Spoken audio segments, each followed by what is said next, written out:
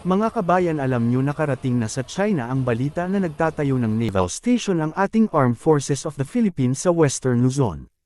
Pero bago natin ipagpatuloy, please like nyo muna ang video at mag-subscribe.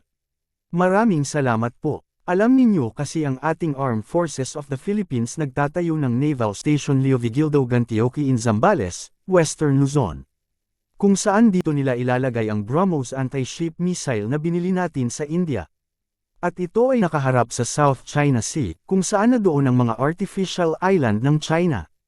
Ang BrahMos missile ay may range na 270 hanggang 300 kilometro, at kaya nito abutin ng Scarborough Shoal na may layo na 250 kilometro mula sa kanyang location. Kaya maganda ang kanyang location dahil kaya nito patamaan ang mga barko ng China na nasa West Philippine Sea. Tapos pa nagkaroon na tayo ng HIMARS, maganda din ilagay dyan para pang-atake ng artificial island ng China, in case na magkagyera talaga. Pero dapat hindi ito inilabas para hindi malaman ng ibang bansa. Dahil nalaman na ng China, ito yung unahin nilang target ng kanilang mga missiles at jet fighters. Kaya dapat lagyan din ng mga pangdepensa ang naval station na ito. Tulad ng long-range, mid-range at short-range defense missiles, at maganda rin lagyan phalanx air defense para sa kanyang last defense.